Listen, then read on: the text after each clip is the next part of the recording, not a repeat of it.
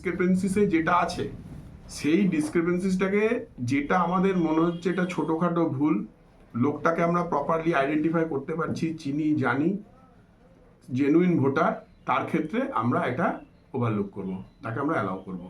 কিন্তু কোথাও কোথাও নামের দেখা গেল একটা বৃহত্তর ভুল আছে, যেমন আমি বললাম একটা সুজয় হয়ে আছে, বিজয়ও হতে পারে, সুজয় সৌভিকও হতে পারে, এইগুলোকে আমরা নো ম্যাপিংই করে দেবো। কারণ এগুলোর ফিজিক্যাল হিয়ারিংয়ের প্রয়োজন আছে। কারণ একটা কথা বলি, আমাদের যেমন দায় আছে প্রত্যেকটা ভোটারকে লিস্টে নাম তোলা, ভোটারেরও একটি দায় আছে যে সঠিক কাগজ প্লেস করা এবং তার ভুলটা কি সেটা জানা।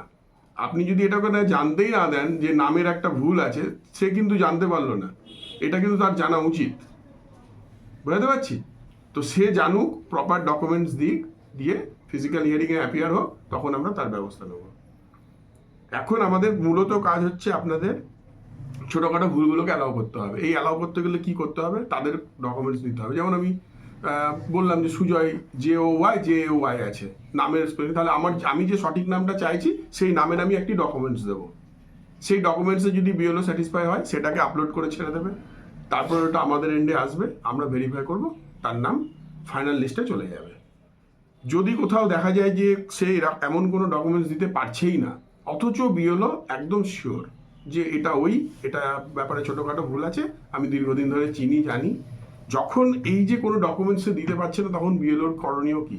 BLOর দুটো করণীয়। এক হচ্ছে আমরা একটা চিঠি দেবো, ফরম্যাট দেবো, সেই ফরম্যাটে BLO অথরাইজ করবে এটা।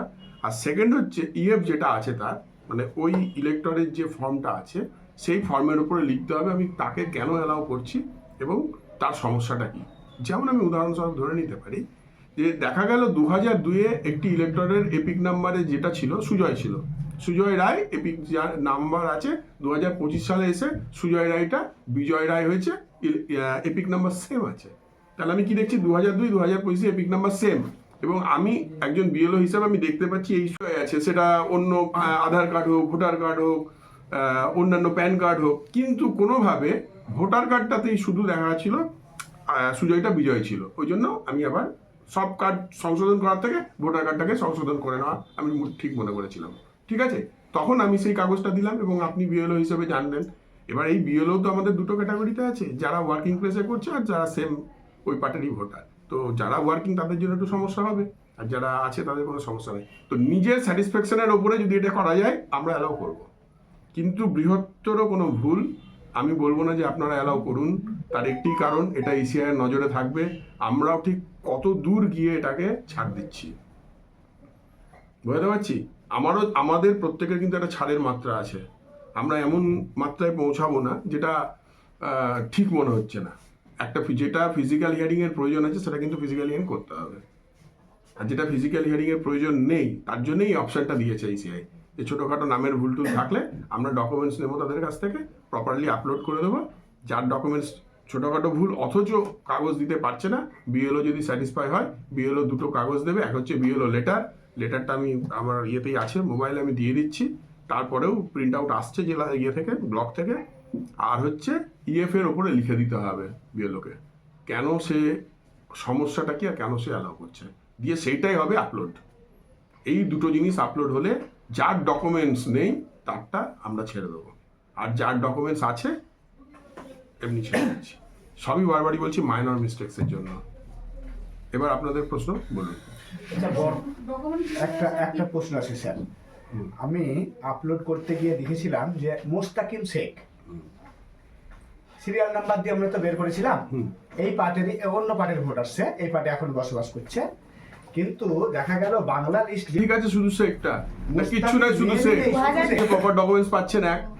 সেকেন্ড দেখুন, আমাদের কাছ থেকে সব থেকে বড় ডকুমেন্টস হচ্ছে 2002-এর লিস্টটা, যেটা ECI তাতে পাবলিশই করে রেখেছে, সেটাতে নাম আছে স্যার। হ্যাঁ, ওটাই তো বলছি যে 2002-এ ইংরেজি লিস্ট যেটা আমাদের বেরিয়ে আসছে, আমরা কাজ করতে আমাকে বলতে প্রিন্ট আউট করেছি, তো সেটাই তো আমার কাছে একটা ভ্যালিড ডকুমেন্ট।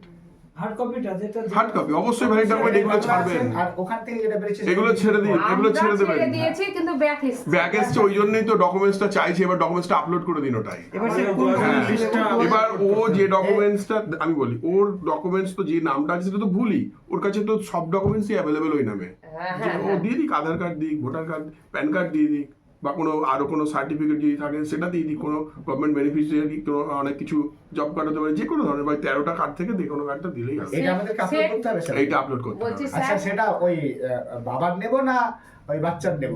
বাচ্চার গুলো নেব। বাচ্চার নেব। ওইটা যে না, কোনো আমি একজন। ওইটা বাচ্চা বলছি যাকে আচ্ছা, ডকুমেন্টসটা শুনে নিন। ডকুমেন্ট সবসময় ইলেক্টর এবং ইলেক্টরেটের পেরেন্টস বলতে elector বাবা তো- বা মা, বাবারই নিতে হবে, এটা ম্যান্ডেটরি নয়, মায়েরও নেওয়া যাবে।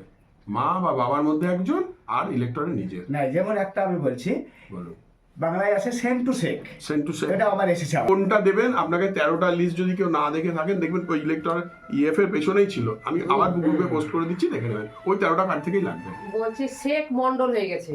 2002 এর শেখ ছিল, হ্যাঁ এখন বর্তমান মন্ডল।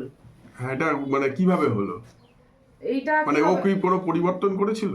না, ও অ্যাকচুয়ালি মন্ডলই ছিল তখন। 2002 এ যখন হয় হ্যাঁ। তখন ওই মানে মন্ডলটা শেখ হয়ে গেছে। হ্যাঁ, আপনি শিওর তো যে ওই লোকটা শেখ মন্ডল নিয়ে আপনার কোনো আমি কনফিউশন নেই? 100% এর উপর কিছু থাকলে ততটাই sure। ব্যাস, আপনি আলাপ আমরা করুন। এতটাই শিওর আছি। আমি বারবারই বলছি, হ্যাঁ। আলটিমেট না। ডিসিশন আপনারা নেবেন, যে জায়গায় মনে হবে যে আপনার কোনো কনফিউশন নাই, এই লোকটিই সেই লোক, আপনারা ছাড়লে আমি ব্যক্তিগতভাবে ছেড়ে দেবো। আচ্ছা স্যার, আমি বলতে চাইছি স্যার, আমার যে- এখানে কি কোর্টের এফিডেভিটটা ওখানে দেবো আপলোডের ক্ষেত্রে? অবশ্যই ওই 13টা পয়েন্টের মধ্যে হ্যাঁ। যেটা বলেছে সেটা তো দিতে হবে, ওইগুলো ডকুমেন্টস দিতেই হবে। ডকুমেন্টস দিচ্ছে একটা, তার সঙ্গে সাপোর্টিং হিসেবে কোর্টের এফিডেভিটটাও একদম, কি দিয়ে দিচ্ছি দিন, আমি। হ্যাঁ, দিয়ে এই দিন। ক্ষেত্রে যেহেতু একটা হুম। সমস্যাটা একটু হ্যাঁ বেশি কঠিন, হ্যাঁ, দিদিন, আর আপনার বিএলও লেটার লাগবে। আর আমার বিয়ে আমার লেটারটা আমি পরে দিয়ে স্যার, দিচ্ছি আমার আপনাকে। অ্যাপে 32টা এসেছে ডিসক্রিপেন্সি, ঠিক আছে? Discrepancy, হ্যাঁ। আমি ধরেন একটা বের করলাম, বললেন বের করলে একটা হ্যাঁ, দেখুন, uploading।